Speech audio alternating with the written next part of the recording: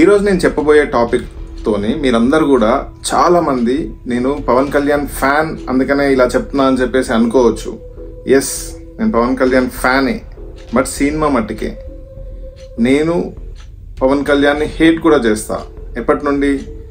సనాతన ధర్మం అని చెప్పేసి బొట్లు పెట్టుకున్నప్పటి నుండి. అంతేగాని సినిమాకి మాత్రం ఎనిమిని కాదు. అండ్ పవన్ కళ్యాణ్ అంటే నేను ఇప్పటికి కూడా అభిమానిని. ఈరోజు నేను ఈ వీడియో చేయడానికి గల కారణం ఏంటి అంటే, నేను అసలు సినిమా చూడకూడదు అని చెప్పేసి అనుకున్నా. ఇప్పుడే అంటే ఒక 1 వీక్ తర్వాత చూద్దాంలే అని చెప్పేసి అనుకున్నాను. ఇప్పుడు అంత అర్జెంట్ కూడా లేకుండే నాకు చూడడానికి. ఎందుకంటే ఇప్పుడు ఎట్లయినా ఫ్యాన్స్ క్రేజ్ అల్లరి ఇదంతా ఉంటుందని చెప్పేసి కొంచెం లేట్గా చూద్దాం అనుకున్నా. బట్ ఇప్పుడు నేను చాలా అర్జెంటుగా వెళ్ళి సినిమా చూశాను. ఎందుకు చూశానంటే, నేను నిన్న ఒక రివ్యూ చూశాను. ఆ రివ్యూలో కంప్లీట్గా అంటే తను ఈ మధ్య కాలంలో ఏ సినిమా రివ్యూ చూసినా కూడా అసలు అందులో ఏమీ లేదు, డొల్ల క్యాబేజు ఫ్రూటు అది ఇది అని చెప్పేసి మాట్లాడుతూ ఉంటాడు. సో అసలు ఏంది ఈయన చెప్పే దానిలో నిజం ఎంత ఉందో అబద్ధం ఎంత ఉందో చూద్దామని చెప్పేసి నేను అర్జెంటుగా వెళ్ళి సినిమా చూడడం జరిగింది.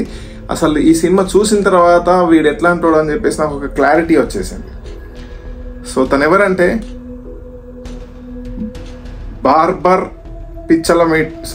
బార్బెల్ పిచ్ మీటింగ్ అనే ఒక ఛానల్లో రివ్యూస్ చేస్తూ ఉంటాడు సుశాంత్.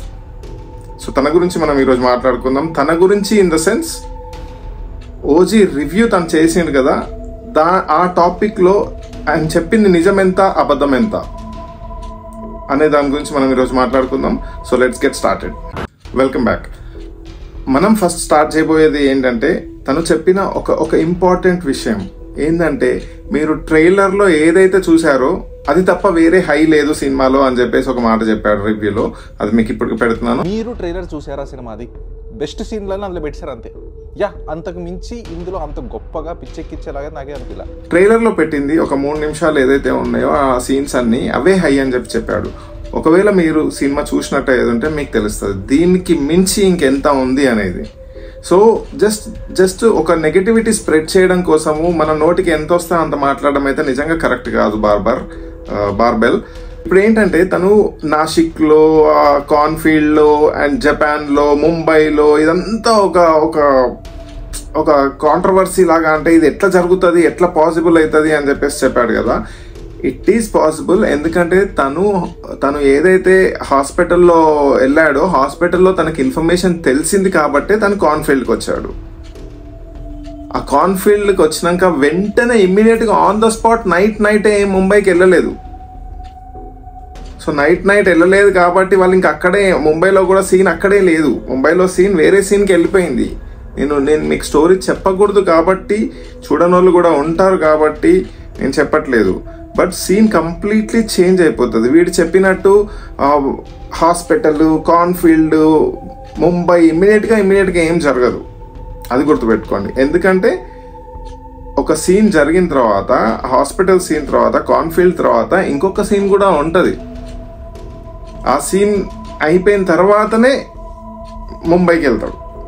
సో ఇవన్నీ తను నిజంగా ఇంట్రెస్ట్తో చూశాడా, అసలు కాన్సన్ట్రేట్ చేశాడా లేదా, అసలు కంప్లీట్గా నేను నెగటివ్ రివ్యూ ఇవ్వాలి అనే ఒక ఒపీనియన్తోనే సినిమాకి పోయినట్టున్నది ఈయన చెప్పినాయని చూస్తుంటే.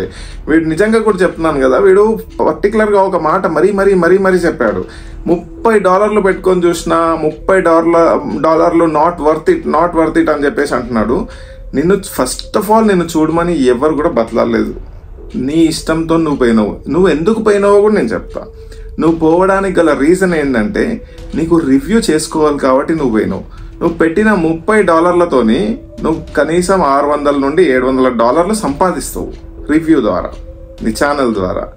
నువ్వు ఈ కథలన్నీ $30 బొక్క అనుకుంటే రివ్యూ ఎవరు చేయమన్నారా నేను? $30 పెట్టుకొని $500-600 సంపాదిస్తున్నావు. $30 బొక్క నాకు ఇది పోవడం వల్ల అని చెప్పేసి ఇన్నిసార్లు చెప్పాల్సిన అవసరం లేదు. నీకు $30 బొక్క అనుకుంటే నువ్వు పోకు, సినిమాలకే పోకు. నువ్వు వేరే ఏమన్నా చూసుకో, వేరే ఏమన్నా రివ్యూ చేయి నీకు కావాలంటే. సినిమాకి పోయి సినిమాకి పోవడం బొక్క అంటే బొక్క ఎట్లయితుంది రా? నాకు అర్థం కాదు. సినిమా రివ్యూ అయితే చెప్పినావు కదా, అది $30 పెట్టడం వల్లనే నువ్వు రివ్యూ చెప్పగలిగినావు కదా. అది నెగిటివ్ అయినా పాజిటివ్ అయినా నువ్వు ఏది చెప్పినా కూడా నువ్వు ఆ సినిమా చూసినావు కాబట్టి రివ్యూ చెప్పినావు, లేదంటే $30 పెట్టకుండానే రివ్యూ చెప్పేస్తావా నువ్వు? ఇది సెకండ్ పాయింట్. అండ్ ఇంకొక పాయింట్ ఏంటంటే, అసలు సుజిత్ డైరెక్షన్ డొల్లా ఉంది, అసలు ఏం లేదు, ఈ వరస్ట్ మూడిట్లలోకి ఇదే వరస్ట్ అని చెప్పేసి చెప్పిండు. టు బీ ఫ్రాంక్, మీరు చూస్తున్నారు కదా ఈ మధ్య కాలంలో సినిమాలు చూస్తున్నారు కదా, ఈ మధ్య కాలంలో సినిమాలన్నీ కూడా ఎలివేషన్ బేస్డ్లోనే వస్తున్నాయి. అట్లనే జనాలు ఇష్టపడుతున్నారు. ఎలివేషన్ బేస్లో వచ్చిన సినిమా, ఎలివేషన్, అటు గన్లు, నడవడాలు ఇవే అని చెప్పినావు నువ్వు. అది ఉంటేనే ఈ రోజులలో సినిమా చూస్తున్నారు రా భయ్. అది లేకుండా సినిమాని లాస్ చేసుకోమంటావా? ఇప్పుడు ఒక సినిమా మంచి కథతో వచ్చింది అంటే అంత కథ ఉంది, ఇక్కడ ఎలివేషన్ లేదు, అది లేదు, ఇది లేదు అని చెప్పేసి మళ్ళీ నువ్వే అంటావు. నీకు ఎట్లా అనుకూలంగా ఉంటే అట్లా చెప్తున్నావు రాబాయ్ నువ్వు. అసలు జనాలకి నచ్చింది లేదు అనేది నీకు అవసరమే లేదు. నువ్వు చెప్పిన రివ్యూస్లో KGF, పుష్ప, యానిమల్, నీకు ఇంట్లో ఏది కూడా నచ్చలే, అన్ని కూడా బ్లాక్ బస్టర్ అయినాయి. సో జనాలకు నచ్చేది నీకు నచ్చట్లేదు. It's your opinion. నీ ఫీలింగ్ నేను చెప్తున్నా కదా. నీ ఫీలింగ్ ఏంటంటే నువ్వు నెగటివిటీ ఎక్కువ తొందరగా జనాల్లోకి వెళ్తుంది అని చెప్పేసి నువ్వు నెగటివ్ రివ్యూ ఇవ్వడం అనేది నీ స్ట్రాటజీ లాగా పెట్టుకున్నావు నువ్వు. సో అది మార్చుకో. ఎందుకంటే జనాల దగ్గర ఎక్కువ నెగటివ్ అయిపోయినావంటే నీకు ప్రాబ్లం అవుతుంది ముందు. See that's your wish. నువ్వు మార్చుకుంటావా మార్చుకోవా, అది ఇట్లనే కంటిన్యూ చేస్తావా, దట్ ఈస్ యువర్ విష్. ఇప్పుడు ఇంకొకటి చెప్పినాను ఏంటంటే, సినిమాలో ల్యాగ్ లేదు కానీ నాకైతే నచ్చలేదు. ఒకటైతే చెప్తా, ల్యాగ్ అయితే లేదు, నాకైతే ల్యాగ్ ఎక్కడ అనిపించలేదు. అరే ల్యాగ్ లేకపోయినా కానీ నీకు నచ్చకపోయే పాయింట్ ఎక్కడ ఉన్నది? ఇంకా ల్యాగ్ లేదు అంటే నచ్చితేనే కదా ల్యాగ్ లేకుండా అనిపించింది మనకి. నీకు నచ్చకపోతే నీకు బోర్ ఫీల్ అయ్యి ల్యాగ్ అనిపించాలి కదా. స్టోరీ అనేది ఉంటేనేమో అబ్బా కథ ఇంత పొడుగు లాగేసినట్టుగా ఉంది, అసలు ఇది ఎందుకు పెట్టినాడో అర్థం కాలే అని చెప్పేసి అంటావు. సరే అదే స్టోరీని షార్ట్గా చేసి ఎలివేషన్స్ని ఎక్కువ చేసేసరికి అబ్బా ఎలివేషన్స్ ఎందుకు, స్టోరీ ఉండాలని చెప్పేసి అంటావు. హీరోయిన్ గురించి తెలవాలి అంటే మధురై సీన్స్ ఉండాలి. వీళ్ళు ఒక మనిషి అక్కడ ఉన్నట్టు డౌట్ అని ఒకటి క్రియేట్ అయినప్పుడు అక్కడ ఉన్నట్టు ఈయనకి ఎట్లా తెలిసింది అంటే అక్కడ నరకే పద్ధతులు ఇవన్నీ చూసేసి ఇది ఓజీఏ అని చెప్పేసి ఒక కన్ఫర్మేషన్ తెచ్చుకోవడానికి, దానికి తోడు ఈమె ఆ హీరోయిన్ పేరు పలికి ఆమెనైనా, ఇవన్నీ సీన్ క్రియేట్ చేయడం కోసము మధురైలో సీన్ ఉంటుంది. అసలు మధురైలో సీన్ ఎందుకు వచ్చింది, అక్కడ అసలు అమ్మాయిని కాపాడింది నిజంగా చూపియరు, నరికింది కూడా నిజంగా చూపియరు. జస్ట్ అక్కడ బ్లడ్ చాలా ఎక్కువ బ్లడ్ ఉంది, ఇది ఓజీ చేసిండని చెప్పేసి ఒక దగ్గర కూర్చుని పెట్టిన సీన్ ఉంటుంది. దాన్ని వీడు పట్టుకొని అక్కడ మధురైలో సీన్ ఎందుకు పెట్టిండు, అదేమైంది, అన్నీ అవసరం లేని. అరే బాబు సినిమా నడవాలంటే సీన్స్ ఉండాలిరా భయ్. సీన్సే లేకపోతే సినిమా ఎక్కడి నుండి ఉంటుంది? నువ్వు మడి కట్టుకొని కూర్చున్నట్టున్నావు. నేను నెగిటివ్ చెప్పాలి అంతే, సినిమాలో ఏదైనా నెగిటివే చెప్పాలి అని చెప్పేసి నువ్వు మడి కట్టుకొని కూర్చున్నావు రా భయ్, అంతే. అందుకనే నువ్వు ఇవన్నీ చెప్పినావు. నువ్వు చెప్పిన ఒక్కొక్క పాయింట్లో నాకు ఏది కూడా నేను సినిమా చూసిన, నువ్వు చెప్పేదాకా నేను నీ రివ్యూ చూసినాకనే నేను సినిమా చూసిన, నాకు ఇప్పుడు చూసే ఉద్దేశం కూడా లేకుండే. కానీ ఒక్క పాయింట్ కూడా నువ్వు చెప్పిన దానిలో నాకు కరెక్ట్ అనిపించాలి. సినిమాని సినిమా లాగా చూడు, సినిమా లిబర్టీ తీసుకోవచ్చు అని చెప్పేసి అంటే తీసుకోవచ్చు బై. లిబర్టీ సిచ్యువేషన్కి తగ్గట్టుగా నువ్వు కూడా లిబర్టీ తీసుకొని మాట్లాడతలేవా? అట్లనే ప్రతిది కూడా నీకు పూసకూర్చున్నట్టు. ఇప్పుడు సినిమాలో అరౌండ్ 14-15 years ఏజ్లో ఆ పిల్లోడు జపాన్ నుండి రావడం జరుగుతుంది. అప్పటికే మనం బ్యాక్గ్రౌండ్లో ఒక వాయిస్ ద్వారా వింటాము ఏంటంటే అక్కడ జరిగిన ఇద్దరి మధ్య సమురాయిల మధ్యలో గొడవలలో అదంతా సీన్ అంతా నేను మీకు క్లియర్గా చెప్పను, ఎందుకంటే ఇది మీరు చూడాలి కాబట్టి. అక్కడి నుంచి వచ్చినప్పుడు మనకు లాస్ట్లో మళ్ళీ కూడా చూపిస్తారు ఏంది వాళ్ళని నరకడము ఇదంతా. అంటే హీఈస్ ఆల్రెడీ ఏ ఫైటర్ అనేది ఒకటి ఎస్టాబ్లిష్ చేస్తారు ఆల్రెడీ అక్కడ. ఆ కటానా గురించి ఏం లేదు. ఇంకొక పాయింట్ అన్నవరా భయ్, ఈ కటానా పెట్టే వాళ్ళు ఏదో రాముని బాణమా ఈ బార్బెల్ గన్స్ ఇదా అని చెప్పేసి ఏదో చెప్పినావు కదా. అరే ఒక పాయింట్ ఉండాలి రా భయ్ నువ్వు చెప్పిన దానిలో. ఇప్పుడు అసలు దేవునికి సంబంధించిన దానిలో పార్టే లేనప్పుడు నీకు అవి ఎక్కడి నుంచి తెచ్చి పెడతారా? వాళ్ళ బాణాలు వీళ్ళ గదలు ఇవన్నీ ఎక్కడి నుంచి తెచ్చి పెడతారు? నువ్వు ఏదో మాట్లాడాలని చెప్పేసి మాట్లాడడమే తప్పితే నీకు అసలు కామన్ సెన్స్ ఉందా కొంచెమన్నా? ఒక్కవేళ నువ్వు అన్నట్టు అది తెచ్చి పెట్టినరే అనుకో, దాని గురించి నువ్వే ఇంకా విపరీతంగా చెప్పేస్తుండే.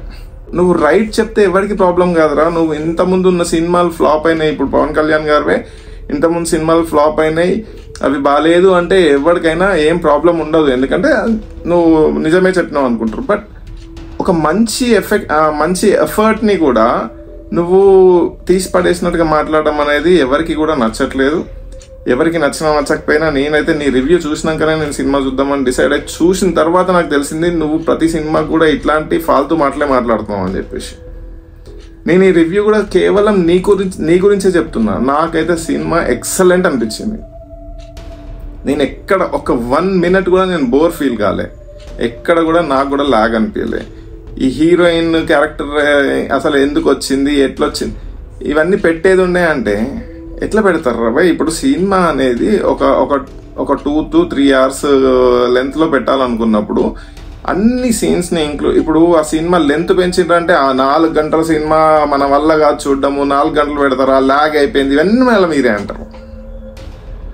ఇంకోటి అన్నావు రా నువ్వు ఏంటంటే ఆ జపాన్ ఎప్పుడు పోయిండో, మధురై ఎప్పుడు పోయిండో, నాసిక్ ఎప్పుడు పోయిండో అని చెప్పేసి కూడా అన్నావు. జపాన్లో స్వైప్ అందరినీ చంపేయడం ఇవన్నీ ఎప్పుడు చేసిండో అంటే, అరే నువ్వు నిజంగా కనుక సినిమా నిజంగా చూసినవా లేదా నాకు డౌట్ వచ్చింది.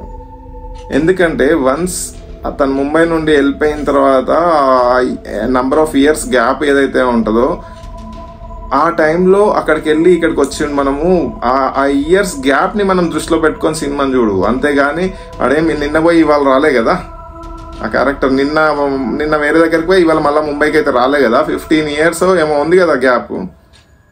అది అర్థం చేసుకోరా బై. సినిమా గురించి రివ్యూ చేయడంగానే అయిపోదు, ఆ సినిమా గురించి అర్థం చేయడం నేర్చుకో ఫస్ట్. నీకు ఏమీ అర్థం కాక నువ్వు ఏదో ఒక నెగిటివ్ ఒపీనియన్తో వెళ్ళిపోయి నెగిటివ్ రివ్యూ ఇవ్వాలని ఫిక్స్ అయిపోయి ఇవ్వడం తప్పితే ఏమి లేదరనేది. సినిమా అయితే చాలా బాగుందండి. మీరు నిజంగా కూడా సినిమా చూడకపోతే తప్పకుండా చూడండి. చూసిన వాళ్ళు కూడా నేను మళ్ళీ అవకాశం వస్తే నేను మళ్ళీ కూడా చూడాలని అనుకుంటా, ఎందుకంటే నాకు నచ్చింది అది. It is not about being a Pawan Kalyan fan. నేను మీకు ముందే చెప్పాను, నాకు గత 1 year నుండి నేను పవన్ కళ్యాణ్ని కొంచెం హేట్ చేసుకుంటూ వస్తున్నాను. ఎందుకంటే ఎప్పుడైతే ఆ బొట్లు పెట్టుకొని సనాతన ధర్మం అని చెప్పేసి అడవేట్ చేసిండో ఆ పని నేను కూడా హేట్ చేసుకుంటూ వస్తున్నా. బట్ సినిమా పరంగా ఇట్ ఈస్ వెరీ గుడ్. మీరు ఫ్యాన్ అయినా కాకపోయినా ఏదైనా కూడా సినిమాని సినిమాలాగా ప్రేమించండి, మంచి సినిమాని మంచి సినిమా అని చెప్పండి. అసలు first of all I don't like reviewing the movie in the first 3-4 days. But ఇట్లాంటి పిచ్చి లంజోడకుల వల్ల ఇట్లాంటి మాటలు వాడాల్సి వస్తుంది, ఇట్లాంటి చేయాల్సి వస్తుంది. నేనేం చేయలేను దాని గురించి. I'm very sorry. నేను రాంగ్గా మాట్లాడి ఉంటే, ఎవరినైనా హర్ట్ చేసి ఉంటే ప్లీజ్, నేను చెప్పింది మీకు కరెక్ట్ అనిపించిన మీ ఒపీనియన్ ఏదైనా ఉన్నా నాకు ఒక కమెంట్ చేసి చెప్పండి. అండ్ లైక్ చేయండి, వీడియోని లైక్ చేసి సబ్స్క్రైబ్ చేసుకోండి please. Thank you for watching the video.